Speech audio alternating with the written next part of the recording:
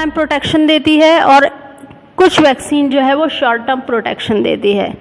जैसे for example typhoid की vaccine है स्टूडेंट, जो सिर्फ 2 साल तक के लिए अप्रॉक्सीमेटली जो है वो प्रोटेक्ट कर सकती है बॉडी को, उसके बाद जो है दोबारा वैक्सीन लेनी पड़ती है।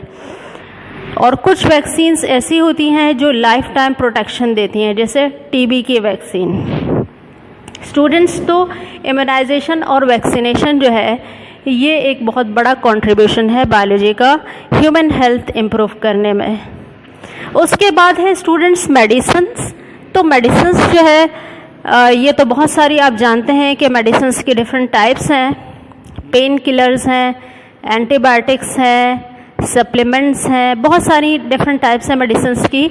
लेकिन यहाँ जो स्पेसिफिकली हम बात करेंगे वो है एंटीबायोटिक्स।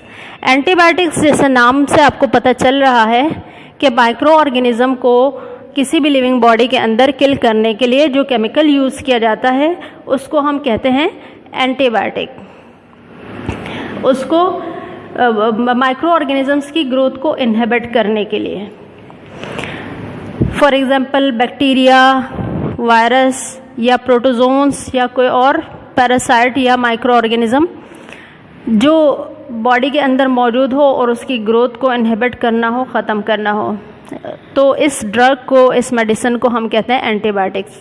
स्टूडेंट्स, पुराने ज़माने में बहुत सारी ऐसी डिजीज़ थी जो किलर डिजीज़ समझी जाती थी और आज के ज़माने में उन्हें इतनी ज़्यादा अहमियत नहीं दी जाती। जैसे मलेरिया है फॉर एग्जांपल, पुराने ज़माने में मलेरिया से डेथ वाक़ हो जाती थी। आज जो है मलेरिया जो है वो 3 दिन में क्योर हो जाता है एंटीबायोटिक्स की मदद से। एंटीबायोटिक्स जो सबसे पहले डिस्कवर हुई थी वो पेनिसिलिन थी। पेनिसिलिन जो है वो एक फंगस पेनिसिलम नोटेटम से एक्सट्रैक्ट की जाती है और सबसे पहले वैक्सीन जो डिस्कवर की गई थी वो 3 साइंटिस्ट ने मिलकर डिस्कवर की थी, फ्लेमिंग, फ्लोरी और चेन। ये 3 साइंटिस्ट थे। इस कारनामे पर इन्हें 1945 में नोबेल प्राइज़ भी अवार्ड किया गया।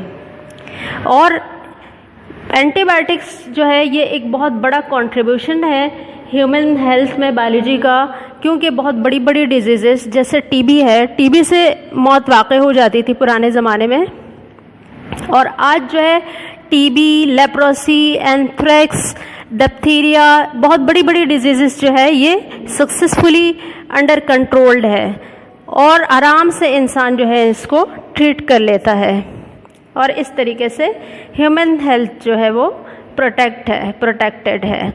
उसके बाद आते हैं हम ट्रीटमेंट की तरफ और डायग्नोसिस की तरफ। अगर हम ट्रीटमेंट की बात करें स्टूडेंट्स, तो हमारे पास रेडियोथेरेपी, कीमोथेरेपी, ये ऐसे प्रोसेसेस हैं जिनको आजकल जो है बहुत ज़्यादा यूज़ किया जा रहा है डिजीज़ को ट्रीट करने में।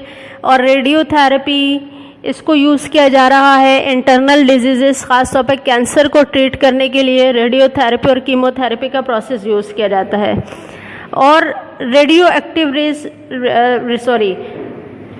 रेडिएशंस जो है, एनर्जेटिक रेडिएशंस यानी एक्सरेज वगैरह, इनको डिजीज़ेस डायग्नोस करने के लिए भी इस्तेमाल किया जाता है। आपको पता है कि ये ह्यूमन हेल्थ के लिए ख़तरनाक भी है अगर इनकी बहुत ज़्यादा क्वांटिटी जो है वो पास की जाए ह्यूमन बॉडी से, लेकिन अगर नॉर्मल रेंज में, नॉर्मल क्वांटिटी में इस्तेमाल की जाए तो ये डायग्नोसिस में जो है बहुत ज़्यादा हेल्पफुल है। फॉर एग्जांपल किसी का जो है फ्रैक्चर हो जाता है तो रेडिएशंस के ज़रिए से उसका इमेज लिया जाता है और इंटरनल स्ट्रक्चर पता चल जाता है कि जो है फ्रैक्चर किस डायरेक्शन में और किस तरीके से हुआ है, और फिर उसका ट्रीटमेंट आसान हो जाता है।